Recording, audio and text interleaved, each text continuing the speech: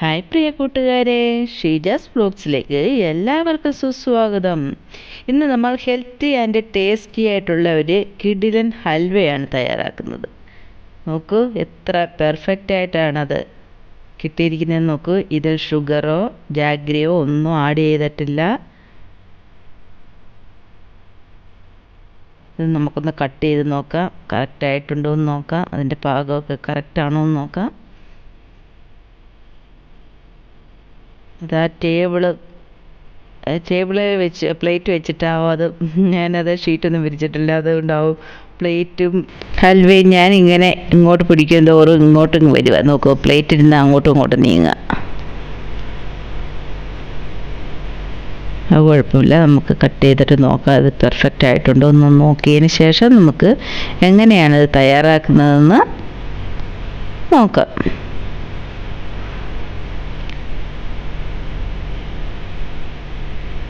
നോക്ക്, കറക്റ്റായിട്ട് കിട്ടിയിട്ടുണ്ട്. നമ്മൾ നാട്ടിലൊക്കെ തയ്യാറാക്കുന്ന ഹൽവയുടെ അതേ രീതിയിൽ നമുക്ക് കിട്ടിയിട്ടുണ്ട്. കടകളിൽ നിന്നൊക്കെ വാങ്ങിക്കുന്ന ഹൽവയുടെ അതേ സ്ട്രക്ചറാണ് നമുക്ക് കിട്ടിയിരിക്കുന്നത്. ഇനി നമുക്ക് ഇതെങ്ങനെയാണ് തയ്യാറാക്കുന്നത് എന്ന് നോക്കിയിട്ട് വരാം. നോക്കൂ, ഇത് കഞ്ഞിവെള്ളമാണ്, മറ്റൊന്നുമല്ല, കഞ്ഞിവെള്ളം. നമുക്ക് കുറച്ച് കഞ്ഞിവെള്ളമേ കിട്ടിയിട്ടുള്ളൂ. കാരണം നമ്മൾ ഒരു ഗ്ലാസ് അരിയാണ് വയ്ക്കുക. അപ്പോൾ അതിന് ഉള്ള കഞ്ഞിവെള്ളം ഞാൻ ഊറ്റി വെച്ചിട്ട് അതിൻ്റെ ആ തെളിയെല്ലാം ഊറ്റി കളഞ്ഞിട്ട് അരിച്ചു വെച്ചിരിക്കുകയാണ് കഞ്ഞിവെള്ളം.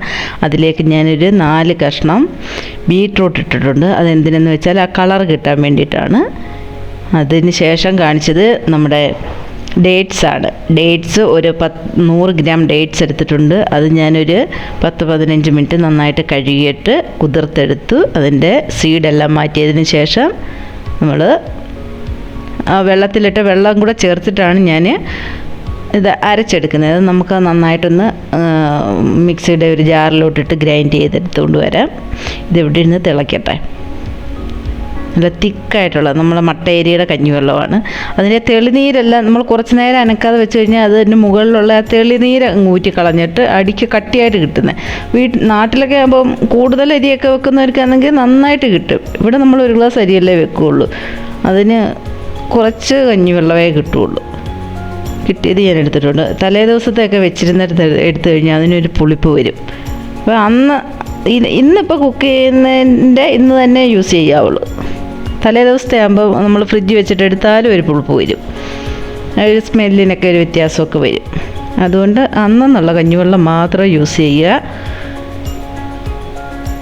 ഇങ്ങനെ അത് നന്നായിട്ട് തിളച്ചിട്ടുണ്ട്.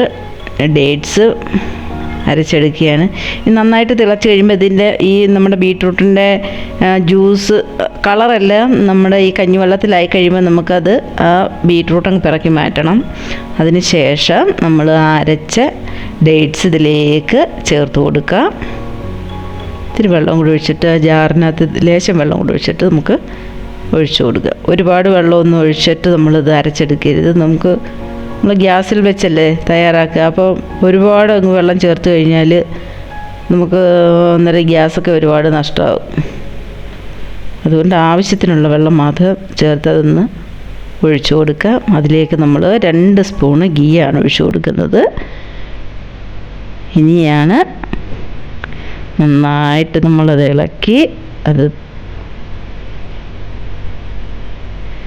ഒരാൾ ഇത്രയൊക്കെ ക്വാണ്ടിറ്റി ആണെങ്കിൽ നമുക്ക് ഒറ്റയ്ക്കൊക്കെ തയ്യാറാക്കാം കേട്ടോ. ഇത്തിരി കൂടുതൽ തയ്യാറാക്കുന്ന 2 ആളില്ലാതെ കൊണ്ട് തയ്യാറാക്കാൻ നിൽക്കണ്ട, കൈക്ക് പണി കിട്ടും.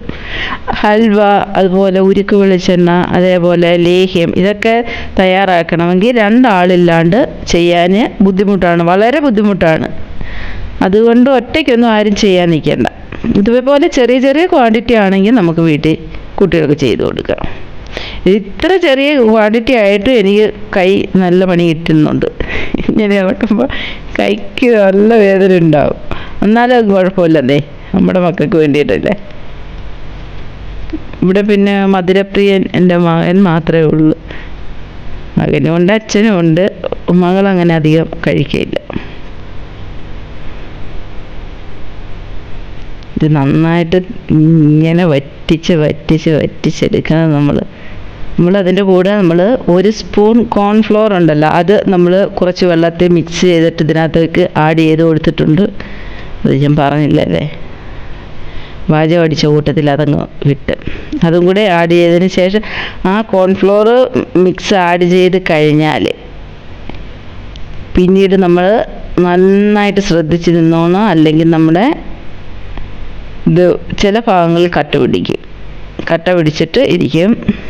അതിന് ശേഷം നമ്മൾ കൈ വിടാതെ ഇളക്കിക്കോണം. അങ്ങനെയാണ് ഇതിൻ്റെ അതുവരെയൊക്കെ നമുക്ക് ഇങ്ങനെ ഡാഡു അടിച്ചൊക്കെ നിൽക്കാം. പക്ഷെ അതിന് ശേഷം നന്നായിട്ട് ഇതേപോലെ ഇങ്ങനെ ഇളക്കിക്കൊണ്ടേയിരിക്കണം.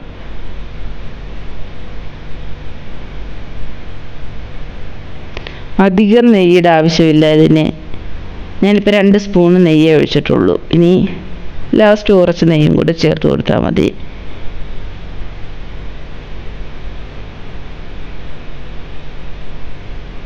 ഇതിപ്പോൾ പകുതി പരിവായിട്ടുണ്ട്. നമുക്കത് അത് എല്ലാം ഇതുപോലൊരു പാനാണെങ്കിൽ, ഇത്തിരി വലിപ്പമുള്ളൊരു പാനാണെങ്കിൽ പെട്ടെന്ന് നടക്കും കേട്ടോ. ഇത് ഇത്തിരി ഏറെ വലിപ്പമുണ്ട് ഇതിന്. വീഡിയോയ്ക്കകത്ത് ചെറുതായിട്ട് കാണുന്നതിൽ നല്ല വലിപ്പമുള്ളൊരു പാനാണ്. ഇതിനകത്ത് ഞാൻ സ്വീറ്റ്സൊക്കെ ഉണ്ടാക്കാം, അല്ലെങ്കിൽ എന്തെങ്കിലും മിക്സ് ചെയ്യുക, ഈ ഫ്രൈഡ് റൈസൊക്കെ ഉണ്ടാക്കുമ്പോൾ മിക്സ് ചെയ്യാൻ മാത്രമേ എടുക്കുകയുള്ളൂ. പായസം തയ്യാറാക്കാൻ അങ്ങനെയൊക്കെ ഉള്ള ഐറ്റംസിന് മാത്രമേ ഞാൻ ഒരിക്കലും ഫ്രൈഡ് റൈസ് മിക്സ് ചെയ്ത് ഇതിനകത്ത്, അല്ലാത്തപ്പോഴൊന്നും ഇത് ഞാൻ യൂസ് ചെയ്യത്തില്ല. കാരണം പായസമൊക്കെ നമ്മൾ തയ്യാറാക്കുമ്പോൾ ഇങ്ങനെയൊക്കെയുള്ള അതുപോലെ എണ്ണ തയ്യാറാക്കുക, എണ്ണ എന്ന് വെച്ചാൽ ഉരുക്ക് വെളിച്ചെണ്ണ, അതൊക്കെ തയ്യാറാക്കുമ്പോൾ ഇത് യൂസ് ചെയ്യുമ്പോൾ അന്നേരം നമ്മൾ ഇതിനകത്ത് മറ്റ് കറികളൊക്കെ വയ്ക്കുമ്പോൾ അത് ശരിയാകത്തില്ല നമുക്ക്. അതുകൊണ്ട് ഒരു പാത്രം നമ്മളിതിനൊക്കെ വേണ്ടിയിട്ട് മാത്രം ഒന്ന് മാറ്റി വെച്ചേക്കും. അതിലേക്ക് നമ്മളൊരു 4 ഏലക്ക പൊടിച്ചതാണ് ചേർത്ത് കൊടുത്തത്. ഇനി 1 സ്പൂൺ ഓയിലല്ല ഗീ കൂടി ചേർത്ത് കൊടുക്കാം. ഇനി അത് നന്നായിട്ട് മിക്സ് ചെയ്ത് കൊടുക്കാം.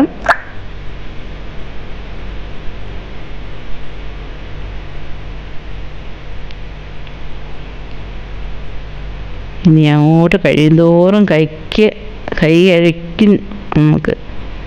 അതുകൊണ്ടാണ് ഞാൻ പറഞ്ഞത്, 2 ആളുണ്ടെങ്കിൽ നമുക്ക് ഈസി ആയിട്ട് തയ്യാറാക്കാവുന്നതേ ഉള്ളൂ. എല്ലാവരും ഒന്ന് ട്രൈ ചെയ്ത് നോക്കണം. കഞ്ഞിവെള്ളമൊക്കെ നമ്മൾ വേസ്റ്റാക്കി കളയുന്ന സാധനം. ഇവിടുത്തെ ചെക്കനാണെങ്കിൽ ഈ ഡേറ്റ്സ് കഴിക്കത്തില്ല. അവന് കയ്യിൽ ഇങ്ങനെ ഒട്ടുന്ന സാധനമൊന്നും കഴിക്കത്തില്ല. അതിന് ഞാൻ ഇടയ്ക്കൊക്കെ ഇങ്ങനെ ഡേറ്റ്സ് നമുക്കൊക്കെ കുറേയേറെ കിട്ടുന്ന സമയത്ത്, വാങ്ങുന്ന സമയത്ത് നമ്മൾ എന്ത് ചെയ്യും, ഇതേപോലെ അങ്ങോട്ട് തയ്യാറാക്കി കൊടുക്കും. ഇങ്ങനെ തയ്യാറാക്കി കൊടുത്താൽ അവന് ഇരുന്നാൻ കഴിച്ചോളൂ. ഇത് ഇത്രയും കൂടെ വേണമല്ലോ അവനും കഴിച്ചോളൂ. പക്ഷേ ഇതാണ് കുഴപ്പം, അവനല്ലാതെ ഡേറ്റ്സ് കഴിക്കത്തില്ല. അതിന് അങ്ങനെ ഈ ഡേറ്റ്സ് കഴിക്കാത്ത കുട്ടികൾക്കൊക്കെ ഇങ്ങനെയൊക്കെയുള്ള ഒരു ടിപ്പ് അങ്ങോട്ട് ചെയ്ത് കൊടുക്കണം. ഈ രീതിയിലാകുമ്പോൾ അവന്മാർ തനിയെ കഴിച്ചോളും.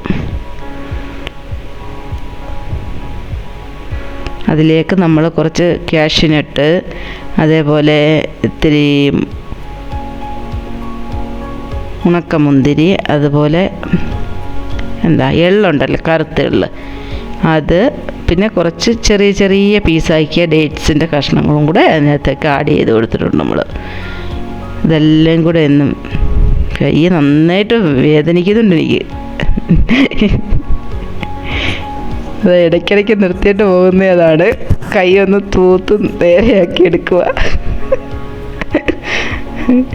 എല്ലാവരും ഒന്ന് തയ്യാറാക്കി നോക്കണം കേട്ടോ. ഒറ്റയ്ക്ക് തയ്യാറാക്കണ്ട.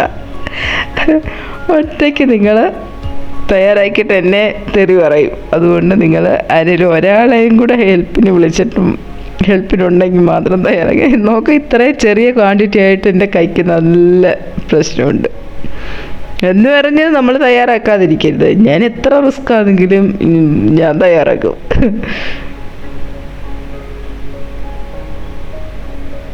അത് പാകാറായിട്ടുണ്ട് നോക്ക്. അതിപ്പോൾ മൊത്തം കൂടെ കിടന്ന് കറങ്ങുന്നുണ്ട്. കറങ്ങിയാൽ ഒരു കുറച്ച് സമയം കൂടെ നമ്മളത് ഇങ്ങനെ ഇളക്കിയിട്ട് കൊടുക്കും. കാരണം അതിലൊരു ജലാംശം ഉണ്ടെങ്കിൽ അത് മൊത്തം വറ്റിയെടുക്കണം. ഇങ്ങനെ മൊത്തത്തിൽ ഇങ്ങനെ കിടന്ന് കറങ്ങിയാണ് നമ്മുടെ ആ സ്പൂണിൽ നിന്നും വിട്ട് വരണം. അങ്ങനെയുള്ള ഒരു പരുവമാണ്. അതേൽ ഒട്ടുന്ന കണ്ടോ, അങ്ങനെ ഒട്ടുന്ന പരുവാകുമ്പോൾ അന്നേരം ഇത്തിരി കഴിയുമ്പോൾ നമ്മൾ അങ്ങ് ലൂസായി പോകും. ഇപ്പോൾ കറക്റ്റായിട്ടുണ്ട്. ഇനി എല്ലാവരും വീഡിയോ ഇഷ്ടമായെങ്കിൽ ഒന്ന് ലൈക്ക് ചെയ്യുക, കമൻറ്റ് ചെയ്യുക, ഷെയർ ചെയ്യുക, നിങ്ങളുടെ കൂട്ടുകാരിലേക്കൊക്കെ ഒന്ന് ഷെയർ ചെയ്ത് കൊടുക്കുക. പിന്നെ നമ്മുടെ ചാനൽ സബ്സ്ക്രൈബ് ചെയ്യാത്തവരെല്ലാവരും ഒന്ന് സബ്സ്ക്രൈബ് ചെയ്യുക. അതേപോലെ തന്നെ ആ ബെൽ ബട്ടൺ ഒന്ന് ക്ലിക്ക് ചെയ്യുക. ഓളെന്ന ഓപ്ഷൻ എനേബിൾ ചെയ്ത് വെക്കാൻ മറക്കണ്ട. എങ്കിലേ ഞാനിടുന്ന എല്ലാ വീഡിയോസിൻ്റെയും നോട്ടിഫിക്കേഷൻ അപ്പോൾ തന്നെ നിങ്ങൾക്ക് ലഭിക്കുകയുള്ളൂ. കുറേ നാളായി ഇങ്ങനെയൊക്കെ പറഞ്ഞിട്ടില്ലേ? വല്ലപ്പോഴുമൊക്കെ പറയാം, അന്നേരം നിങ്ങൾക്ക് ബോറടിക്കുക. അല്ലെങ്കിൽ മറന്നു പോയാലോ, സബ്സ്ക്രൈബ് ചെയ്യാത്തവരൊക്കെ ഒന്ന് മറന്നു പോയാലോ. അതുകൊണ്ട് ഇടയ്ക്കൊക്കെ ഒന്ന് പറയാം. നമ്മൾ ആ പാത്രത്തിനകത്തിലേക്ക് പിന്നെ കുറച്ച് അണ്ടിപ്പരിപ്പും അതുപോലെ മുന്തിരിയൊക്കെ ഇങ്ങനെ നിരത്തി വെച്ചിട്ടുണ്ട്. അതിലേക്ക് നമുക്ക് ഈ നമ്മുടെ ഹൽവ അങ്ങോട്ട് ഇട്ടിട്ട് നന്നായിട്ട് സ്പൂൺ കൊണ്ടൊന്ന് പ്രസ് ചെയ്ത് കൊടുക്കുക. ഇത്തിരി നെയ്യിലൊന്ന് ആ സ്പൂൺ മുക്കിയിട്ട് ഇങ്ങനെ ഒന്ന് നന്നായിട്ട് പ്രസ് ചെയ്ത് കൊടുക്കണം. അന്നെങ്കിൽ അതൊന്ന് നല്ല നീറ്റായിട്ട് വരത്തുള്ളൂ. അതിൻ്റെ മേൽഭാഗമൊക്കെ നല്ല നീറ്റായിട്ട് വരണമെങ്കിൽ നമ്മളതൊന്ന് പ്രസ് ചെയ്തിട്ട് ഒന്ന് സ്പൂൺ വെച്ചിട്ട് നല്ലപോലെ തേച്ച് ഇതാക്കി കൊടുക്കണം. എന്നിട്ട് അത് റൂം ടെമ്പറേച്ചറിൽ വെച്ച് തണുപ്പിച്ചിട്ട്, ഇതിപ്പോൾ കുറച്ച് ക്വാണ്ടിറ്റി അല്ല ഉള്ളൂ, അതുകൊണ്ട് പെട്ടെന്ന് അങ്ങ് തണുക്കും. ഒരുപാടൊക്കെ ഉണ്ടാക്കുമ്പം ഒരു ദിവസമൊക്കെ വെച്ചിരുന്നിട്ട് എടുക്കണം. ഫ്രിഡ്ജിലൊന്നും വെക്കരുത്. ഫ്രിഡ്ജിലൊന്നും വെക്കാണ്ട് നമ്മൾ പുറത്ത് തന്നെ വെച്ചിരുന്നിട്ട് ഇതിപ്പോൾ നന്നായിട്ട് നമുക്ക് തേച്ച് മിനുക്കി സുന്ദരിക്കുട്ടിയാക്കി എടുക്കാം. ഇപ്പോൾ നന്നായിട്ട് തണുത്തിട്ടുണ്ട്. ഇത് നമുക്ക് കട്ട് ചെയ്തെടുക്കാം. ഓക്കെ, നന്നായിട്ടുണ്ട്. എല്ലാവരും ഒന്ന് ട്രൈ ചെയ്ത് നോക്കുക. ഇനി പുതിയൊരു വീഡിയോയുമായി വരും വരെ ഗുഡ് ബൈ.